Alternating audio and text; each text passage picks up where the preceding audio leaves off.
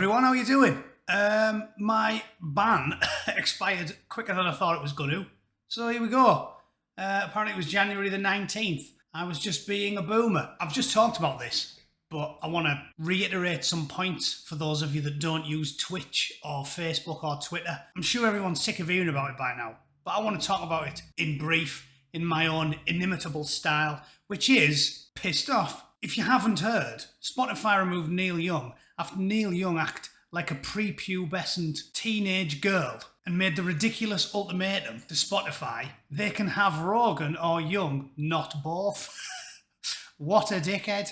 Obviously, Rogan's been criticised for interviewing an infectious disease specialist who opposes the obvious. I don't even want to talk about it because I'm not allowed to talk about dissent. Is criminalised by the cyberspace police, as we well know. All I will say is, it isn't about your opinions on the government's approach to dealing with this problem. It isn't about that. It's not about whether you're pro or anti. All it's about is the freedom to choose for yourself.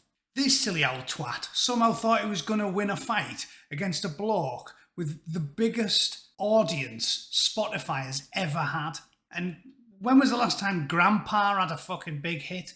It's the equivalent of someone like Paulie Shaw thinking he can make an ultimatum and say to a movie studio like, oh yeah, Tom Cruise, I hate that horrible little shit. It's me or him. You're not really giving them a decision there. Neil Young versus the biggest bloke on the entire platform. It's not even an argument. It's the equivalent of Britain fighting Argentina in the Falklands when our artillery could fire 20 miles and theirs could only go 10. It's not a fair fight, and you should have knew that, you silly old get. As I said, it's not about Neil Young, it's not about Joe Rogan. To people that have read any long book about the history of humanity and the trouble and strife that has always pursued us, like a fucking angry terrier, silencing discussion and debate always leads to turmoil, always.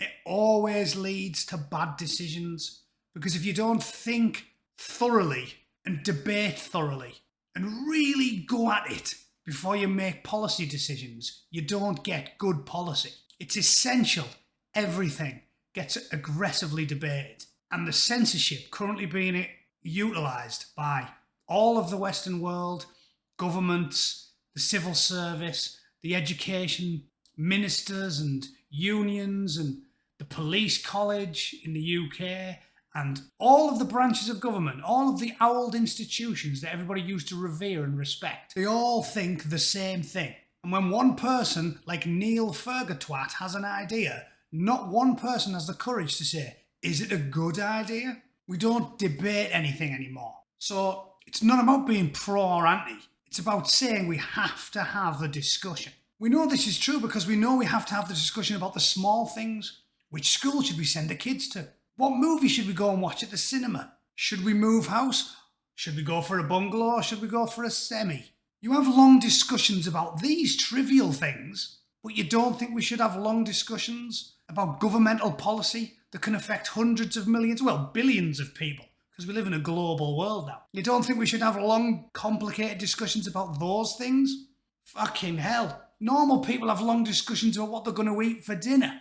Should we have Chinese or should we have Indian? Fucking hell, well, I don't know. Christ almighty, you would think we can do it. With regard to government policy, shall we invade somewhere? Shall we lock everybody in the houses? Shall we make fucking medical procedures mandatory? You don't think we should have long discussions about these things instead of everybody just agreeing all the time? If you don't think that, how can I put this politely? You've got a head full of fucking cow shit. Thanks for watching. I'll see you for a live stream tomorrow. Cheers.